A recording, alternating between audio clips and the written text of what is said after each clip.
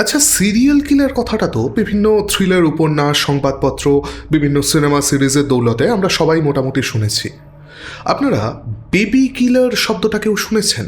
একজন প্রাক্তন air force officer শুধুমাত্র মাইগ্রেন্ট হওয়ার অপরাধে ফুলের মতো বাচ্চাদেরকে খুন করত।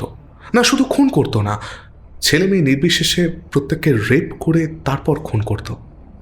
দাঁড়ান, ভাবছেন তো আবার কোন দেশের গল্প শোনাতে এসেছে অপরাধ সূত্র? এই গল্পটা অন্য কোনো দেশের না, দুর্ভাগ্যবশত আমাদের নিজেদের দেশ ভারতেরই গল্প এটা।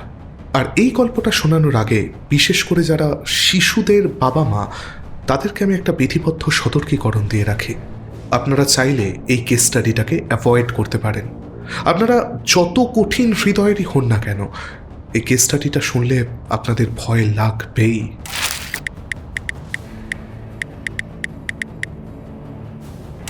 নমস্কার, আমি অর্ণব। আপনারা শুনছেন অপরাধ সূত্র। এখানে আমরা গল্প শোনাই না বইয়ের পাতা থেকে নয়, বরঞ্চ সরাসরি পুলিশের খাতা থেকে। আজকে শোনাবো দরবারা সিংয়ের গল্প। সেই দরবারা সিং যে 2004 এপ্রিল থেকে অক্টোবর পর্যন্ত এই মাত্র 7 মাসের মধ্যে কাগজে কলমে 23 জন শিশুকে খুন করেছিল। কাগজ কলমের বাইরে যদি আপনারা প্রকৃত হিসেব দেখেন, তাহলে হয়তো সংখ্যাটা 33-এরও বেশি।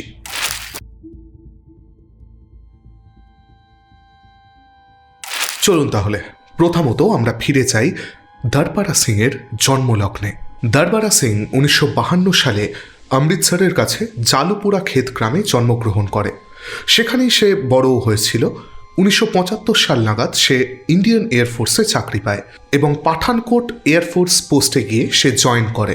সেখানে গিয়ে তার সুপিরিয়র মেজর ভিকে শর্মার সাথে তার বাকবিতণ্ডা হয়, মানে সামান্য কথা কাটাকাটি আর কি। এরকম টুকটাক ঝামেলা তো সবারই হয়ে থাকে, হয়তো ঝামেলাটা মিটেও যেত যদি না লোকটার নাম দরবারা সিং হতো। দরবারা সিংয়ের চরিত্রের একটা বিশেষ বৈশিষ্ট্য ছিল, সে রাগ মনে মনে পুষে রাখত এবং পরে তার চরম প্রতিশোধ নিত। তো দরবারা সিং একদিন করল কি, একটা হ্যান্ড গ্রেনেড নিয়ে গিয়ে ভিকে শর্মার কোয়ার্টারে ছুঁড়ে মারল।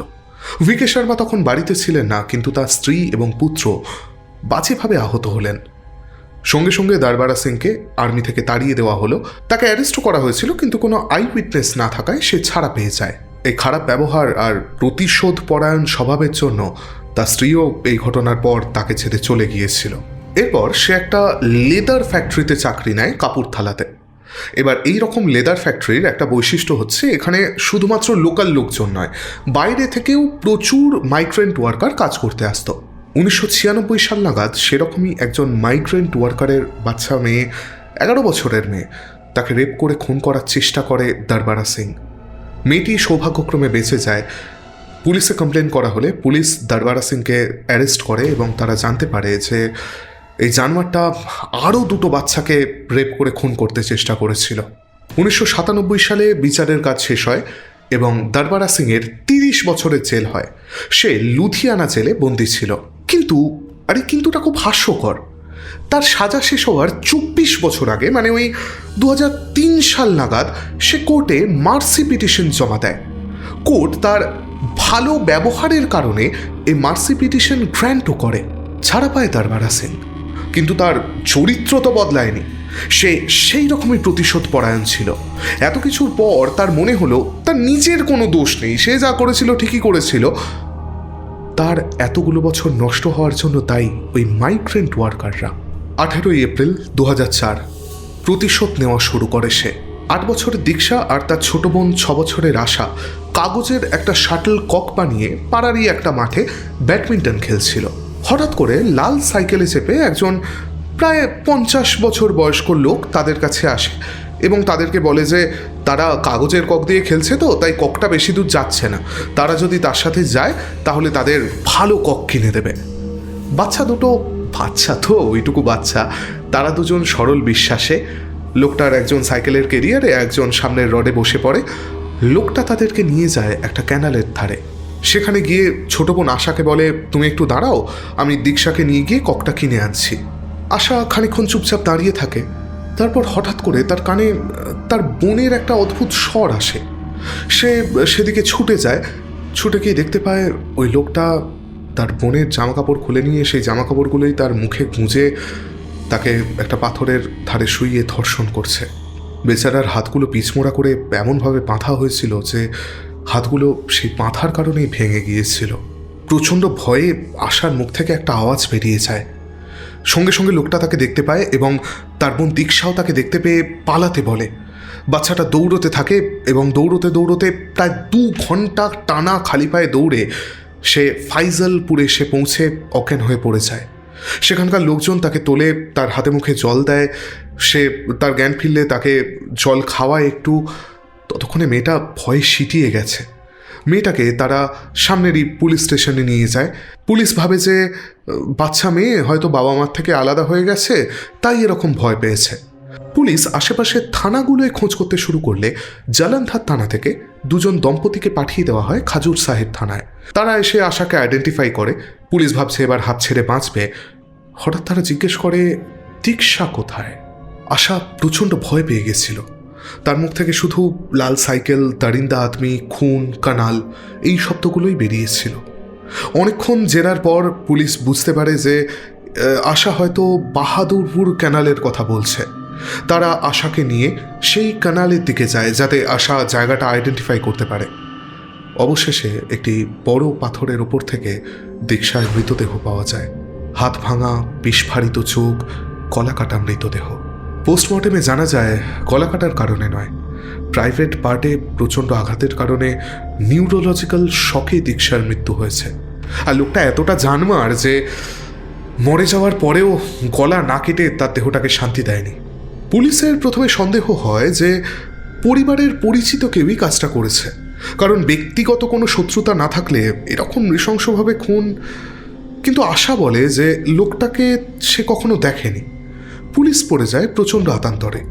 তারা কোনো ক্লু না পেয়ে কেসটাকে বন্ধ করে দেয়। কিন্তু আপনারা তো বুঝতে পারছেন খুনটা কে করেছিল। হ্যাঁ, ঠিকই ধরেছেন, দরবারা সিং। শুধু দীক্ষা না, সেই একই দিনে সে শঙ্কর, সতীশ এবং গুড়িয়া নামের আরও 3টে বাচ্চাকে মিষ্টি, সফট ড্রিঙ্ক, চকলেটের লোভ দেখিয়ে অপহরণ করে। শঙ্কর পালাতে পারলেও বাকি 2 জনকে সে রেপ এবং খুন করেছিল। এদের অপরাধ একটাই, এরা নন পাঞ্জাবি এবং এদের বাবা মা মাইগ্রেন্ট ওয়ার্কার। সেই বছরই 22শে অগস্ট মুমতাজ এবং তাজবিন নামে 2 বোন একসাথে খেলা করছিল। হঠাৎ করে একজন লোক সফট ড্রিঙ্ক এবং মিষ্টি নিয়ে তাদের কাছে আসে, তাদের সাথে ভাব জমায়। তাদেরকে বলে যে এই সফট ড্রিঙ্কের বোতলগুলো বিক্রি করলে টাকা পাওয়া যায়, তার কাছে অনেক সফট ড্রিঙ্কের বোতল আছে, সে এই সফট ড্রিঙ্কের বোতলগুলো তাদেরকে দিতে পারে, সেখান থেকে তারা বিক্রি করে টাকা পেতে পারে। এবার অভাব ছিল তাদের সংসারের নিত্যসঙ্গী। লোভে পড়ে 10 বছরের বাচ্চা তাজবিন তার সাইকেলে চেপে বসে। মুমতাজ সৌভাগ্যবশত মায়ের বকুনির ভয়ে তার সাথে যায়নি। 29শে অগস্ট জালন্ধরের ফাগুয়ারা সড়কের চেহেরু গ্রামের একটা ঝোপ থেকে এক ব্যক্তি তাজবিনের বিকৃত পচাগলা মৃতদেহ উদ্ধার করে। পুলিশ খোঁজখবর শুরু করে, কিন্তু দেহটা পচে যাওয়ার কারণে সেটাকে কেউ আইডেন্টিফাই করতে পারেনি। তাই পুলিশ বাধ্য হয় দেহটা দাহ করতে। পরে পার্শ্ববর্তী থানাগুলোর মিসিং রিপোর্ট দেখে পুলিশ আইডেন্টিফাই করে এটা তাজবিনের দেহ। ততদিনে পুলিশ স্টেশনে প্রায় 14টা বাচ্চার মিসিং রিপোর্ট জমা পড়েছে। তাদের মধ্যে 11 জন তো তখনও নিখোঁজ এবং তাদের জন্য কোনো মুক্তিপণ দাবি করা হয়নি। 11 জনের বাইরে বাকি 3 জন হচ্ছে একজন তাজবিন, একজন আশা, একজন দীক্ষা। পুলিশ বুঝতে পারে যে কোনো একজন বিকৃত মনস্ক মানুষ নিজের আনন্দের জন্য এই কাজগুলো করছে। অপহরণের কেস ঠিক এগুলো না। পুলিশ এই সাসপেক্টের নাম দেয় দ্য বেবি কিলার। এরই মধ্যে 7ই সেপ্টেম্বর 2004 জালন্ধরের পাশের একটা গ্রাম থেকে একটা বাচ্চার কাটা হাত পাওয়া যায়। এই ঘটনা সামনে আসতেই পাঞ্জাবের, বিশেষত জালন্ধরের বাবা মায়েরা অত্যন্ত প্যানিকড হয়ে যায়। তারা বাচ্চাদেরকে বাড়ি থেকে বেরোতে দিত না, বেরোতে দিলেও তাদের সঙ্গে বড়রা কেউ একজন থাকতো। কিন্তু এত কিছু করেও না বিপদ এড়ানো যায়নি। একটার পর একটা খুন করেই চলেছিল দরবারা সিং। 18ই অক্টোবর 2004 7 বছরের ছোট্ট নিশু পাড়ার অন্যান্য ছেলেদের সঙ্গে মাঠে খেলছিল। সেখানে তার সাথে দেখা হয় একজন লাল সাইকেলে চড়া লোকের এবং তারপর সে নিখোঁজ হয়। তারপরের দিন মানে 19শে অক্টোবর তার বাবা ছেলের মিসিং রিপোর্ট করে থানায়। সেই দিনই গুরদেব সিং নামে একজন লোক বাচ্চাটিকে খুঁজে পায় পাশেরই একটা গ্রামের আখ ক্ষেতের মধ্যে থেকে। তার গলার শ্বাসনালী কাটা, সে প্রচণ্ড আহত কিন্তু তখনও বেঁচে আছে। পুলিশ সঙ্গে সঙ্গে তাকে পাঠিয়ে দেয় চণ্ডীগড়ের একটা বড় হসপিটালে। 25শে অক্টোবর 2004 বেবি কিলার আরও দুজন বাচ্চা, বিহারের একজন মাইগ্রেন্ট ওয়ার্কার তার ছেলে খুরশিদ এবং তার দুটো ভাই রনকুকে একসাথে হত্যা করে। খুন করার আগে তাদের দুজনকেও রেপ করা হয়েছিল। ততদিনে পুলিশের ওপর মহলের ঘুম উড়ে গেছে। তারা রাত দিন এক করে খুঁজে চলেছে বেবি কিলারকে।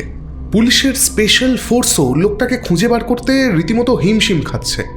ততদিনে নিশু অনেকটা সুস্থ হয়ে উঠেছে, যদিও শ্বাসনালী কেটে দেওয়ার কারণে সে কথা বলার শক্তি হারিয়েছে। পুলিশের হাতে তখন 3 জন সাক্ষী, আশা, মুমতাজ এবং এই নিশু। 3 জনেরই বয়স ওই 6-7 বছর। পুলিশ 3 জনকে একসাথে বসায় এবং স্কেচ আর্টিস্ট ডেকে আনে। সেই স্কেচ আর্টিস্টকে দিয়ে স্কেচ করাবার পর সেই স্কেচটাকে বিভিন্ন আশেপাশের থানাগুলোতে সার্কুলেট করে দেওয়া হয়। একজন কনস্টেবল ফোন করে জানায় যে এই লোকটাকে সে দেখেছে। সে কিছুদিন আগে লুধিয়ানার একটা কারেকশনাল হোমে পোস্টেড ছিল, সেখানে এই লোকটা বন্দি ছিল। লোকটার নাম দরবারা সিং, কিন্তু হিসেব মতো তার এখনও জেলে বন্দি থাকার কথা। শুরু হয় দরবারা সিংয়ের খোঁজ। অক্টোবর 2004 অবশেষে গ্রেপ্তার হয় দরবারা সিং। নিশু আঙুল দিয়ে দেখে নিশ্চিত করে এই সেই লোক। ধরা পড়বার পর পুলিশি জেরায় দরবারা সিং বলেছিল যে আমাকে আপনারা বড় তাড়াতাড়ি ধরে ফেললেন, আমার আরও অনেক কাজ বাকি ছিল। তার কেস হিস্ট্রি খুলে পুলিশের তো রাতের ঘুম উড়ে যায়। দরবারা সিং 23টা অপহরণ এবং 17টা খুনের কথা নিজের মুখে স্বীকার করে। বেশ কিছু ডেড বডি সে খুঁজেও দেয় পুলিশের সাথে গিয়ে গিয়ে। পুলিশ পক্সো আইনে 18টা মামলা রুজু করে দরবারা সিংয়ের নামে, প্রত্যেকটাই রেপ অ্যান্ড মার্ডার। কিন্তু আমাদের দেশের বিচার ব্যবস্থা 2007 সাল নাগাদ এই 18টা খুনের মধ্যে 3টে খুনে প্রত্যক্ষদর্শীর অভাবে সে নির্দোষ বিবেচিত হয়। 2008 সালে অবশেষে কোর্ট তাকে খুরশিদ এবং রনকুকে খুনের দায়ে মৃত্যুদণ্ড দেয়। তাকে জলন্ধর জেল থেকে পাটিয়ালা জেলে আনাও হয় ফাঁসির জন্য। 2008 সালে দীক্ষা হত্যা মামলায় আশা এবং তার দুটো ভাই দরবারা সিংকে চিহ্নিত করে। উকিল বলে যে এইটুকুটুকু বাচ্চা, এরা আবার এত গুছিয়ে কথা বলতে পারে নাকি, এরা শেখানো বলি বলছে, এসব অভিযোগ সব মিথ্যে। 25শে এপ্রিল এই কেসে জলন্ধর কোর্ট তাকে যাবজ্জীবনের সাজা দেয়। এরপর দরবারা সিংয়ের উকিল কোর্টে আবার রিঅ্যাপ্লাই করে খুরশিদ এবং রনকুর খুনের জন্য তাকে যে ফাঁসি দেওয়া হয়েছিল এই ফাঁসির সাজাটা পুনর্বিবেচনা করার জন্য। অ্যান্ড গেস হোয়াট, কোর্ট উপযুক্ত প্রমাণের অভাবে দরবারা সিংকে বেনিফিট অফ ডাউট দেয়। কারণ পুলিশ ডিএনএ টেস্টের জন্য ফরেন্সিক ডিপার্টমেন্টে ডিএনএ স্যাম্পল পাঠায়নি। যে গ্লাসটা তারা ফিঙ্গারপ্রিন্টের প্রমাণ হিসেবে পাঠিয়েছিল সেটার কথা চার্জশিটে উল্লেখ ছিল না, এবং যে সাক্ষী দিয়েছিল সে একটা ডেট ভুল করে ভুল বলে ফেলেছিল, তাই তার সাক্ষীও গ্র্যান্ট হয়নি। কিন্তু নিশু তাকে শনাক্ত করেছিল এবং নিশুকে রেপ এবং খুনের চেষ্টার অপরাধে লোকটা 2027 সাল অবধি জেল হয়েছিল। তবে সুখের ব্যাপার হচ্ছে এই জানোয়ারটা 2018 সাল নাগাদ জেলের মধ্যেই মারা যায়। নইলে দেখতেন হয়তো প্যারোলে এখন বাইরে বেরিয়ে ঘুরে বেড়াচ্ছে। আমরা তো বিভিন্ন রেপিস্টদের দেখি তারা রাস্তায় ঘুরে বেড়ায় প্যারোলে বেরিয়ে। একবার ভেবে দেখুন তো, যে ব্যক্তি পুলিশের কাছে নিজের দোষ স্বীকার করেছে এবং বিভিন্ন জায়গায় গিয়ে গিয়ে মৃতদেহ পর্যন্ত খুঁজে দিচ্ছে, কোর্ট নাকি প্রমাণাভাবে বিশ্বাসই করলো না যে এই লোকটা খুন করেছে। আর এত কিছু তো প্রয়োজনই হতো না। এর আগেই সে 2 জন বাচ্চাকে রেপ অ্যান্ড মার্ডার করার চেষ্টা করেছিল, সেখানে তার 30 বছরের সাজা তো হয়েছিল। তাকে ক্ষমা করা হলো কেন বলুন তো? তার ভালো ব্যবহারের জন্য। দেখলাম তো ভালো ব্যবহারের উদাহরণ। কিছু মানুষ না, জানেন তো, কোনোদিন বদলায় না। যদি তাকে বন্দি রাখা হতো তাহলে এতগুলো বাচ্চার প্রাণ বেঁচে যেত। হয়তো তারা বড় হয়ে দেশের জন্য অনেক কিছু করতে পারত।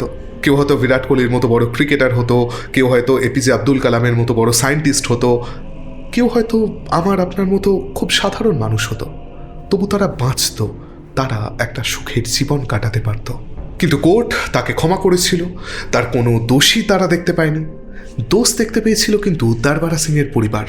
2018 সাল নাগাদ সে যখন মারা যায়, তার পরিবার তার মরদেহ নিতে অস্বীকার করেছিল। তারা বুঝতে পেরেছিল যে এই লোকটা মানুষ নয়, এর মনুষ্য পদ্ধতিতে সৎকারের কোনো প্রয়োজন নেই। পুলিশই তার দেহ সৎকার করেছিল। যাকে, আমাদের আজকের কেস আপনাদের কেমন লাগলো আমাদেরকে কমেন্ট বক্সে অবশ্যই লিখে জানাবেন। আর লিখে জানাবেন এরপর আপনারা আর কোন কেস আমাদের মুখে শুনতে চাইছেন। আপনাদের যদি আমাদের কাজ ভালো লেগে থাকে তাহলে আমাদের চ্যানেলটা সাবস্ক্রাইব করবেন। অনেক ধন্যবাদ। শুভরাত্রি।